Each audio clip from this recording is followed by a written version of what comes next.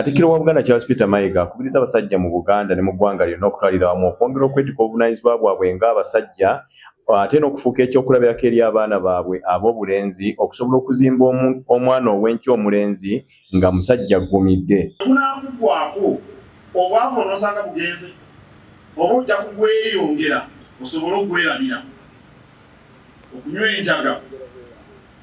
Abasajja bangi abatiitiizi kasita bafuna ebizibu badda mu mwenge n'anjaga.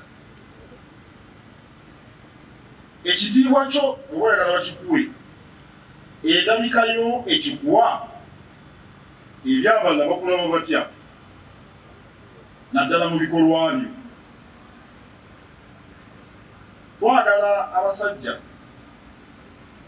baleme kwogera bingi eby'okukkaatiriza bwe bali abakulu b'amaka, naye obukugu obwo tulabire mu bikolwa n'amaaso gaffe.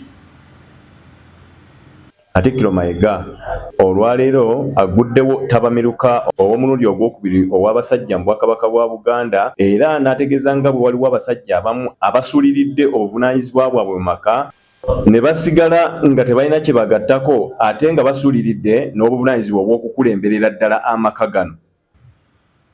N'ebitali bituufu ng'oteekera ebyogerwa byo bivaayo, era bw'obanga omusajja wabuvunaanyizibwa ne banaakwogeraako ebyenkanawa n'abaana bakirabo. Omanyi mu maka bwe bafunamu okutabukatabuka abakyala abamu bakakugoberera bataata amafuukuule, kitammwe oyo mulaba bulabi empale. Naye bw'oba obuvunaanyizibwa n'abaana bakiraba era oluvannyuma ne batakiraba leero mudda bakijjukira. Omuntu bw'awambibwa emize n'ebyo eby'obutamiivu kiba kizibu okwetakkuluza ku mize egyo, era oluusi omuntu bw'awambibwa bamwenge biragalalagala tamanyi na kumanya nti ali mu buwambe obw'ebintu ebyo.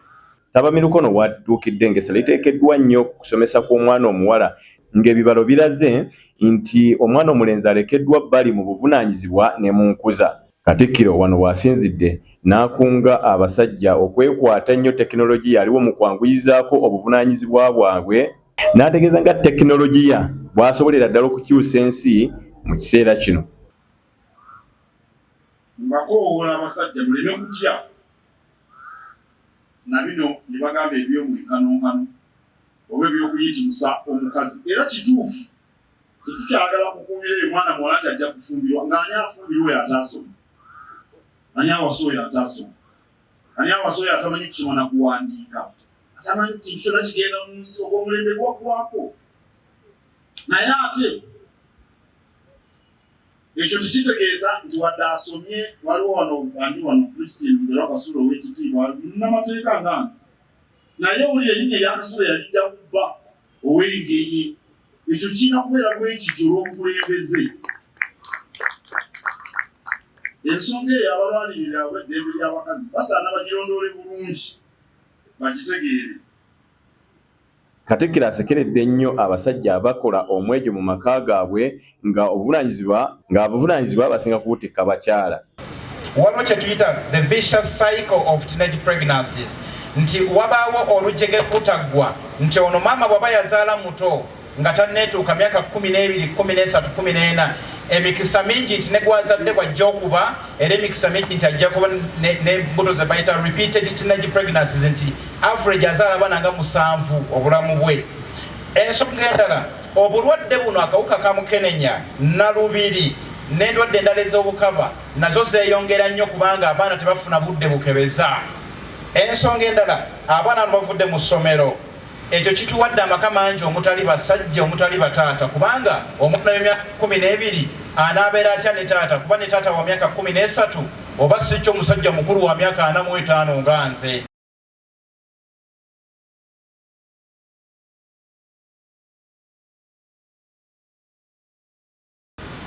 Tuve mu kusaaga tusaanawo. The cost of inaction, obutafaayo bwaffe bungi nnyo nti buli omu agenda kusasula. Abaana abafuna embuto n'abafunyisibwa embuto abasinga tebakula tebawa misolo. ffe tuwa emisolo era emisolo gyaffe kye bayita public health expenditure ze zikola ku baana abo. Kyokka community bwebanga teteredde kitegeeza ffenna tetuteredde, n'olwekyo ffenna tugenda kusasula buli omu okusinziira obuvunaanyizibwa bwe bwe buli.